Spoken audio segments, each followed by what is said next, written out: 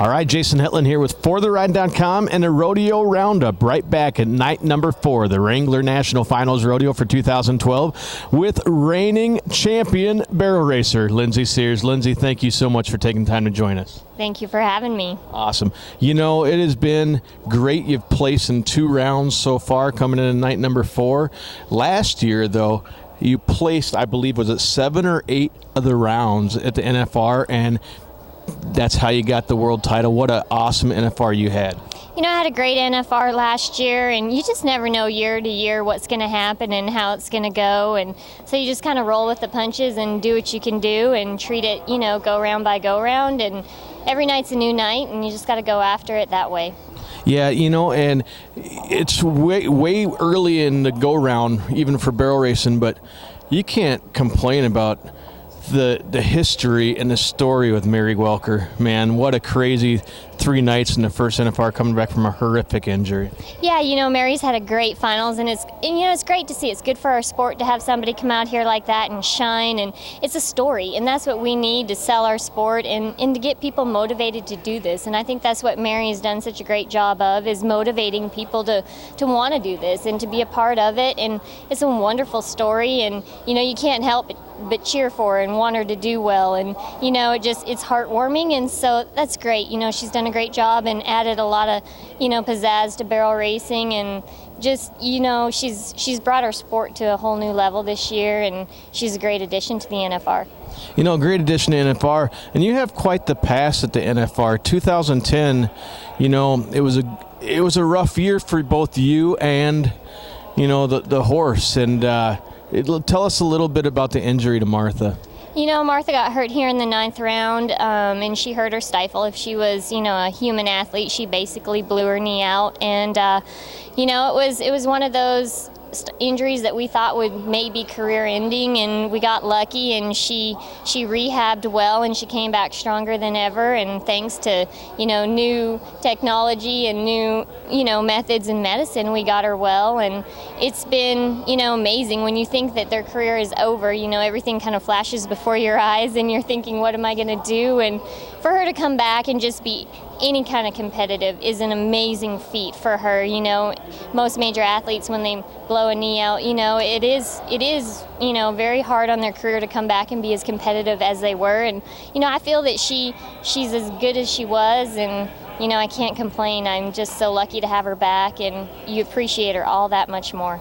You know, and it, like you said, it must mean the world, because in stories that are out there, it actually, after that injury to Martha, you were actually contemplating on whether the rodeo lifestyle was going to be a career for you or not. You were having second thoughts, even though you have 2 great backup horses that get you to the NFR because you rest Martha. Is that correct? Yeah, you know, I'm very lucky. I have wonderful backup horses, and my main one, you know, I'm a guy of honor, Mo, as we call him. You know, I'd have qualified for the NFR this year on his earnings alone. So, you know, I just can't, you know, give him enough credit. He does all the hard work, and Martha gets to come here and kind of be the superstar and gets all the limelight, but he's the guy in the background doing all the work throughout the year. And so, in traveling all the miles, she gets to kind of pick and choose and go to the ones that we know she likes, and not too hard on her, and not as many, you know, hours in the trailer. And so, you know, I've been so lucky that way.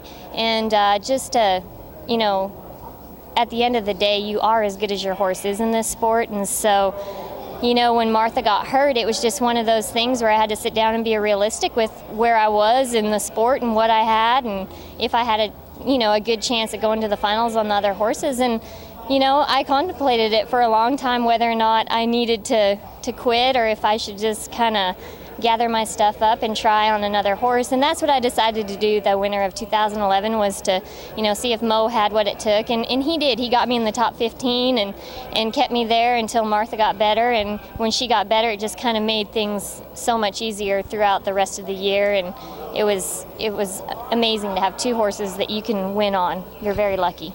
No, that's fantastic. So let's turn our attention to the actual Thomas and Mack Center in the NFR here. It's a bigger pattern, and it's quite the interesting dynamic running down that alleyway with the bulls on each side. You know, they talk about it on the TV each and every year that those horses, it kind of takes a couple rounds to get those horses used to the new surroundings where that first barrel is blind coming in. Tell us a little bit about that and also about how the ground is out here at the Thomas and Mack this year. You know, coming down that alleyway, there's nothing greater and there's nothing harder. It is, you know, nothing prepares you for that alleyway. All year long you get to the Thomas and Mack, and there isn't anything like it. So it's not like you can do a little homework before you get here, and it is a blind first barrel. And so you got a lot of action going on around you. It's real noisy in that tunnel, and you blow into the arena and the first barrel is right there. So you better be thinking about turning it before you get in the arena. And so it's a tough first barrel. I don't care who you are or what horse you're riding, you better be on your money to get that first barrel turned tight and to get in and out of it. And, you know, the Thomas and Mack there's just nothing, the atmosphere is what makes it, you know, the electricity in the arena, all that stuff adds to your horse and to what you're trying to do out in the arena, and it makes it hard. You know, this is a hard place to succeed. It sure is, and you've succeeded a lot, not only here at Thomas & Mack and the PRCA. Back in 2008, you became the WPRA's top money winner for all earnings for a season prior to the NFR, and that's a record that still stands. That's got to be something special as well. You know, I don't really think about it at all, but it was a very, very special year for me. I had such a great year. Martha went to 33 rodeos and won, a lot of money, and it was great that I got to pick and choose where I went, and it was just one of those Cinderella years where everything went right. You couldn't ask for a better year, and I got here and she did her job just as great as she had done all year. And it's just, you can't explain those kind of circumstances. It's kind of like Mary right now. How do you explain it? She's on a roll. You just can't, it's just special, and you have to enjoy it while it lasts and ride it out while it's there for you, and it is something that you'll forever cherish. Definitely. And something behind the scenes, a question from one of our viewers is, these horses run hard for 10 days, and they probably, just like the contestants, get sore. Are there any equine therapy that's available for you guys here as contestants? And how do you guys keep the horses loose and agile? We do all kinds of therapies, but you have to provide your own. I bring my own team out here to take care of Martha for me throughout the day, and they start at 8 o'clock in the morning. They start doing therapy, and it's a process. It's an all-day process getting her ready for tonight. And so, we do everything we can possibly do for them, and from ice therapy to Thermotex therapy to cold laser treatments to vibration treatments.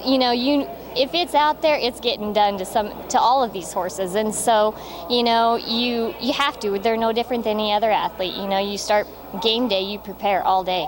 Definitely. Well, thank you so mumuch for visiting the Rodeo Roundup and ForTheRide.com. On behalf of Lindsay Sears, this is Jason Hetland of ForTheRide.com and the Rodeo Roundup at your 2012 Wrangler National Finals Rodeo.